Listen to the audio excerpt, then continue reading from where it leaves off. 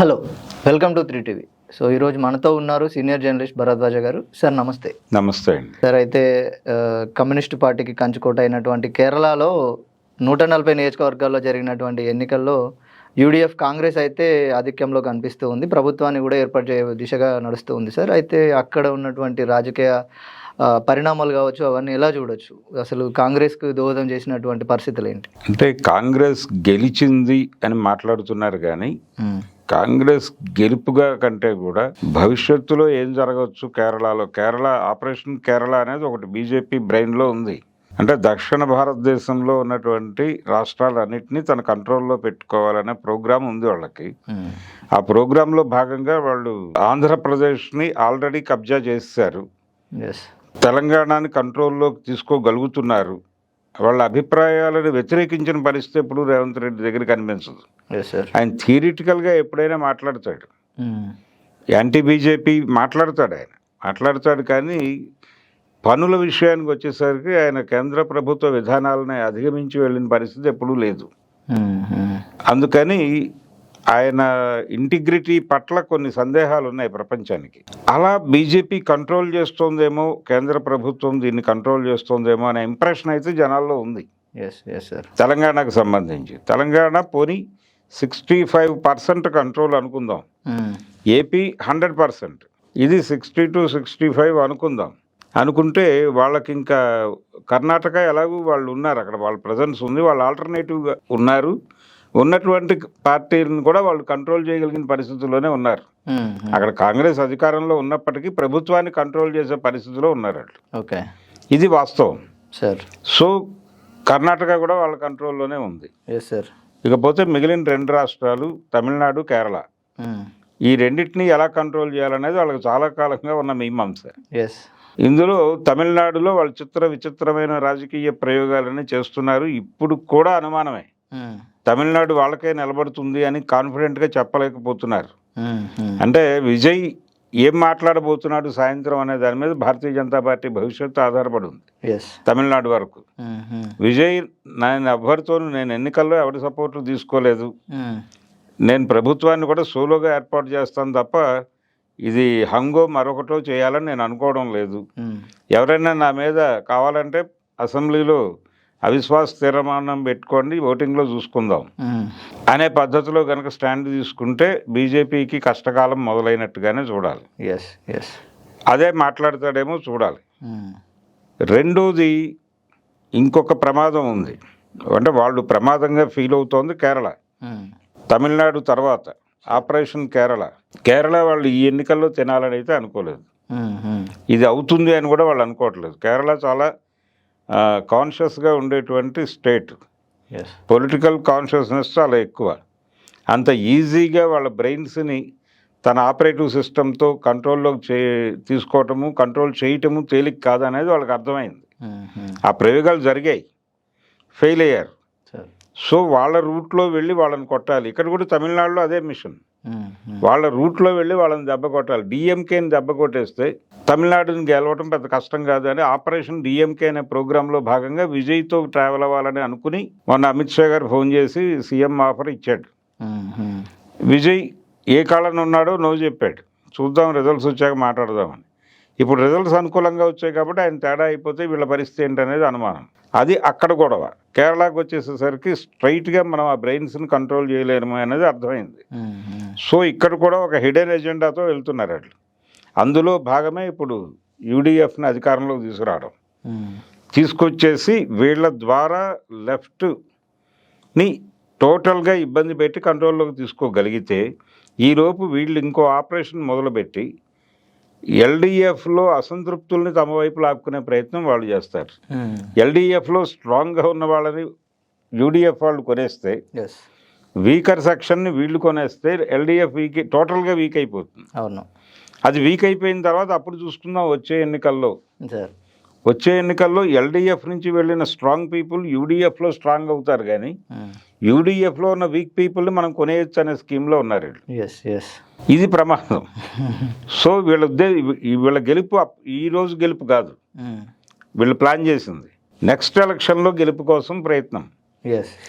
అది సక్సెస్ అయ్యారు. Yes yes. ప్రస్తుతానికి వాళ్ళు పెట్టుకున్న టార్గెట్ లెఫ్ట్ని లేపటం, అది కంప్లీట్ అయింది మిషన్. సో కేరళలో గెలిచేశారు.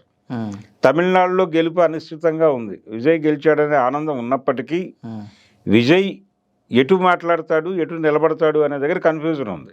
ఎస్. ఆయన వీళ్ళు పిలిచినప్పుడు వినయంగానే మాట్లాడుతున్నాడు కానీ దగ్గరికి వెళ్ళడానికి జంకుతున్నాడు, అది కనిపిస్తోంది స్పష్టంగా. Yes yes sir. So Rajinikanth ఇంటికి వెళ్ళిపోయాడు మోడీ గారు నేరుగా వెళ్ళి వాళ్ళ ఇంట్లో కూర్చుని మాట్లాడాడు. కానీ విజయ్ పరిస్థితి అది కాదు. విజయ్ ఆ దూరం మెయింటైన్ చేస్తున్నాడు. Yes yes sir.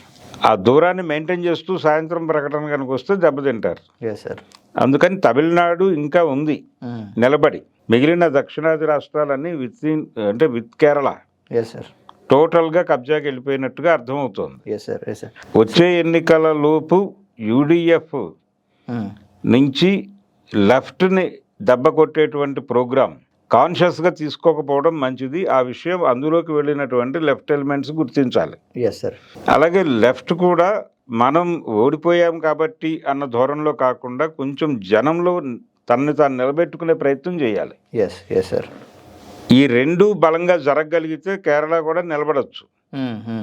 ప్రస్తుతానికి కనిపిస్తున్న పరిస్థితుల్లో అయితే వాళ్ళ కంట్రోల్లో వచ్చేసింది అనిపిస్తోంది. రాలేదు అని ప్రూవ్ చేయాల్సిన బాధ్యత అక్కడ ఉన్నటువంటి పీపుల్ది. Yes sir yes sir. Sir ఇప్పుడు చాలా రాజకీయ చైతన్యం ఉన్నటువంటి కేరళ ప్రజల్ని ఒకవేళ బీజేపీ కనుక మ్యానిపులేట్ చేస్తే భవిష్యత్తులో అధికారంలోకి వచ్చే అవకాశాలు ఖచ్చితంగా ఉంటాయంటారా సార్? ఎలా అసలు కేరళ ప్రజలు మ్యానిపులేషన్ చేస్తే ఒకవేళ వాళ్ళ వ్యూహమే అది, వాళ్ళ వ్యూహమే అది. ఇప్పుడు వీళ్ళని తీసుకురావడం వెనకాల ఆ బ్రెయిన్స్ వీళ్ళ మ్యాపింగ్లోకి రావటం లేదు. కేరళ కాన్షియస్గా ఉన్నారు వాళ్ళు. రెండోది ముస్లిం పాపులేషన్ ఎక్కువ, గల్ఫ్ రిలేషన్స్ ఎక్కువ వాళ్ళకి. Yes sir. ఈ కారణాల చేత కూడా వాళ్ళు కేంద్ర ప్రభుత్వానికి వ్యతిరేకంగా ఉన్నారు. రెండోది ఎన్జిఓస్ ఈ తరహా యాక్టివిటీస్ ఎక్కువ కేరళలో. నాన్ గవర్నమెంటల్ ఆర్గనైజేషన్స్ తాలూకా వ్యవహారం ఎక్కువ నడుస్తుంది కేరళలో. వాళ్ళందరికీ నిధులు ఆపేసాడు నరేంద్ర మోడీ గారు. ఆ చిరాకు ఆ కోపం ఉంది వాళ్ళకి. ఇవన్నీ కలిసి వీళ్ళు ఎంటర్ కాకుండా ఒక ప్రత్యేక షెల్ ఉండేది అక్కడ. ఆ షెల్ని తాను బద్దలు కొట్టడం కుదరదు కాబట్టి కాంగ్రెస్ వాళ్ళని ఇప్పుడు ముందుకు పెట్టారు. సార్ వరుసగా 2 సార్లు అధికారంలోకి వచ్చినటువంటి విజయ్ సిపిఐఎం ఏదైతే ఉందో వాళ్ళు ఎందుకు ఓడిపోవడానికి కారణాలు ఏమై ఉండొచ్చు, అసలు ఏంది సార్ అది రీజన్? అంటే విజయన్ మీద కొంత అహంభావి అనేటువంటి ఒక ఆరోపణ ఉంది. ఆయన ఎవరిని పెద్దగా కేర్ చేయడు, వింటాడు కానీ తను అనుకున్నదే చేస్తాడు అనే అభిప్రాయం ఉంది. దాంతో పాటు ఆయన అమలు చేస్తున్నటువంటి స్కీమ్స్ వాటిని నెక్స్ట్ లెవెల్కి తీసుకెళ్ళటం అనేది జరగలేదు, అదే కొనసాగుతున్నాయి అలాగే. ఎందుకు షేప్ ఇవి మార్చటం లేదు, వాస్తవాలకు అనుగుణంగా మార్పులు జరగటం లేదు అనే విమర్శ ఉన్నా ఆయన పట్టించుకోవాలి. ఇలాంటివి కొన్ని ఉన్నాయి ఆయన మీద గొడవలు. అలాగే వ్యక్తిగతమైనటువంటి కోణంలో మాత్రమే చూస్తాడు విషయాలని అనేది ఒకటి. ఆయన కాంక్రీట్గా క్యాడర్ని తనతో నడిపించుకోవడంలో కూడా కొంత ఫెయిల్ అయ్యాడు. అంటే కింది స్థాయి నాయకుల్ని తన దీనిలోకి తీసుకోవడం, తన కన్సర్న్లోకి తీసుకోవడం అనేది జరగల. కొంచెం దొరకని పరిస్థితికి వెళ్ళాడు ఒక దశకి. ఇతన్ని పట్టుకోవడమే కష్టమని కార్యకర్త అనుకునే పరిస్థితి తీసుకురాకూడదు. అలాంటివి జరిగినాయి విజయన్ వైపు నుంచి. సరే, వీటితో పాటు వీళ్ళ తాలూకా టక్కు టమార విద్యలు కూడా పనిచేసినాయి. వీళ్ళు వాంటెడ్గానే ఎల్డిఎఫ్ నుంచి యూడిఎఫ్కి మారాలి అని అనుకున్నారు. ఆ స్కీమింగ్ కూడా దోహదపడి ఫైనల్గా అక్కడ ఆ రిజల్ట్ వచ్చింది.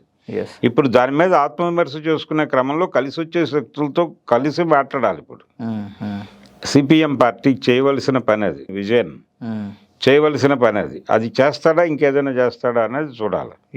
సార్ బీజేపీ యొక్క మత రాజకీయాల ప్రభావం ఏమైనా భవిష్యత్తులో కేరళ మీద ఉంటుందా? ఎలా ఉండదు? మత రాజకీయం అవసరమైన చోట మత రాజకీయం చేస్తారు వాళ్ళు. కుల రాజకీయం అవసరమైన చోట కుల రాజకీయం చేస్తారు వాళ్ళు. ఏదైనా తను నిలబడటం అంటే నా కంట్రోల్లో ఉంటే మీ జీవితాలు బాగుంటాయనే ఇంప్రెషన్ ఇస్తారు వాళ్ళు ఎక్కడైనా. ఈ ఇంప్రెషన్ ఇచ్చే ప్రమాదం ఉంది. నెమ్మదిగా వాళ్ళు వేలునుకోవడం కోసమే ఈరోజు ఈ మార్పు జరిగింది. కేరళలో ఈ గెలుపు యూడిఎఫ్ గెలుపు అనుకోవట్లేదు, నేను బీజేపీ గెలుపు అని అనుకుంటున్నాను.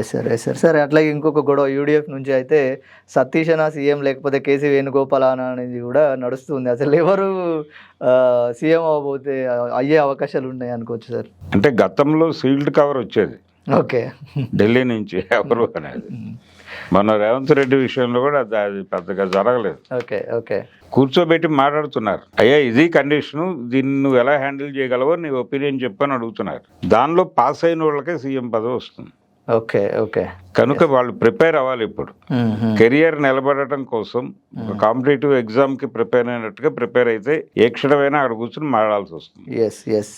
సో అయితే కేరళలో యూడిఎఫ్ అధికారంలోకి వచ్చినా కానీ జాతీయంగా కాంగ్రెస్ యొక్క రాజకీయాలను ఏ విధమైన మార్పు ఉండదు అని అంటారు. అదేం పెద్దగా ప్రభావం చూపుతుందని నేను అనుకోవడం. Okay okay yes yes. So ఇది కేరళలో జరుగుతున్నటువంటి రాజకీయం. అక్కడ ఇప్పుడైతే అధికార మార్పిడి అయితే జరగబోతుంది ఎల్డీఎఫ్ నుంచి యూడిఎఫ్కి. సో భవిష్యత్తులో ఎలా ఉండబోతుంది, కేరళ కూడా బీజేపీ ప్రభావం ఏమైనా చూపిస్తుందా? నెక్స్ట్ వచ్చే ఎలక్షన్కే ఇప్పటి నుంచే బీజేపీ తన దారులు అయితే వేసుకున్నట్టయితే కనిపిస్తూ ఉంది. సో విశ్లేషణలో భాగంగా బీజేపీ ఖచ్చితంగా ఇది యూడిఎఫ్ విజయం కాదు, బీజేపీ విజయంగానే సార్ చెప్తూ ఉన్నారు. సో భవిష్యత్తులో ఎలా ఉంటుందో చూద్దాం. Sir thank you sir. Thank you.